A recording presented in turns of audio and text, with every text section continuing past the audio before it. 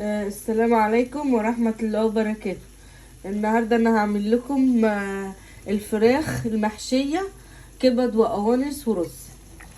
بصوا بتنقعوها طبعا وتغسلوها كويس وتنقعوها بصوا بقت عاملة ازاي، ما فيهاش دم خالص. نقعنا من بالليل. فانت اما تنقعها كده بتحش الزفرة بتاعتها وتبقى كويسة بقى على الحشو. ماشي، تعالوا دلوقتي معايا بقى اما اوريكم التتبيله هنعملها ازاي. التتبيله عباره عن هنحط بصل وقوطه وفصين توم وفلفل وهنعصر ليمونتين عليهم.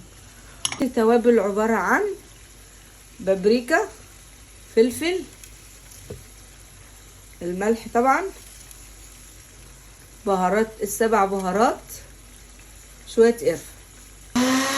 هنمسك بقى الفراخ ونتبلها كويس قوي بالخليطه كده، نوعدها كده جوه من جوه كده، ومن تحت الجلد كده كده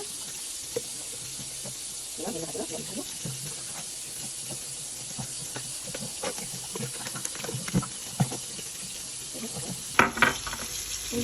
لا بس احنا هنسيب شويه كده من الخليط اللي احنا عملناها دي، علشان كل ما تنشف هندهنها منها بقى ايه لحد ما تستوي. نعمل بس الرز اللي هنحشي بيه الفراخ. نحط معلقه سمنه وشويه زيت عشان الزيت بيخلي الايه الرز بيلمع كده وحلو. ماشي، هننزل عليهم بالايه بالبصل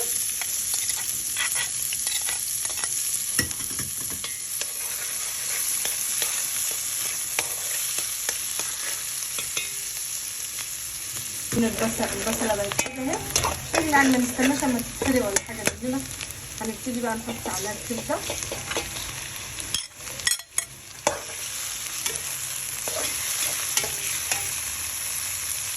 نبتدي بقى نحط عليها البهارات، كمون، فلفل، دي واحده مرق الدجاج،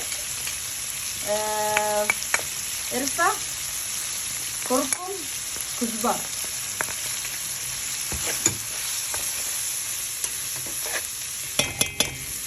وهنا معانا ورقتين لورا واتنين حبهان وبتاع 5 قرنفل، 5 قرنفل، ودي ليمونه مجففه وبهارات لحم.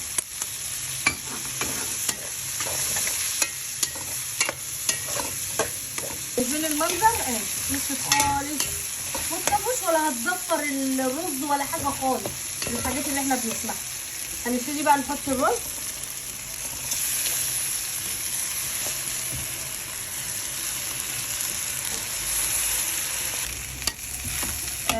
افضلوا بقى ايه تشوحوا فيه كده لحد ما ينشف خالص، عشان ده اللي بيخليه مفلفل وحلو. هنسوي كده الرز بس، يعني عند النص ما يبقى يعني نص تسويه كده هنبتدي نحشي الفراخ، والباقي بقى هنسيبه يستوي ايه، هنبقى ناكله احنا بقى. نص سوا اهو، لسه ما استواش كويس. هنبتدي بقى ناخد عشان نحشي الفراخ معايا. ما تحشوش الفراخ الا لما الرز يبرد خالص، يبقى بارد تمام. احنا دلوقتي هنبتدي نحشي بقى لما الرز برد خالص. رحنا بصوا كده بس حشيناها اهي. هنبتدي بقى نكتفها كده، ندخل دي كده وبعدين ندخل دي في الرجل التانية دي كده كده، شايفين اهي. وهنيجي بقى كده بخله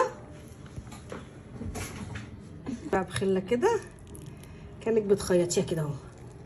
ندخلها في دي كده، بعدين ندخلها في دي، بعدين ندخلها كده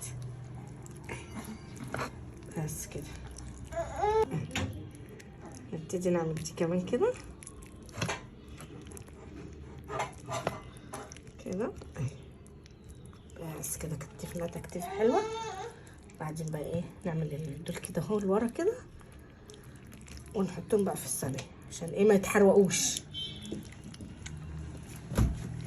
بس ادي كده. بصوا يا حبايبي، انا قلت استفيد بقى بان هحط الفراخ اللي فيها ينزل بقى على على الخضار. قطعت بطاطس وجزر وقوطه، وهنبشر لهم كده بشره جوز الطيب ماشي، وهنحط شويه زعتر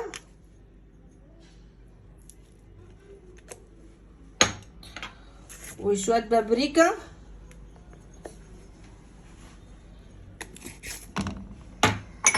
وفلفل اسمر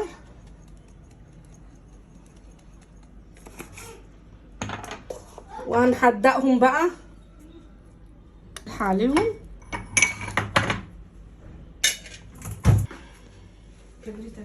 هنطلعها كده نعوز كل ما تنشف هنبتدي نعوز من التتبيله دي اللي احنا قلنا سيبناها للاخر دي عشان نعمل كده. نشربها كده كل شويه منها عشان الفراخ بتاعتنا تبقى طريه وحلوه.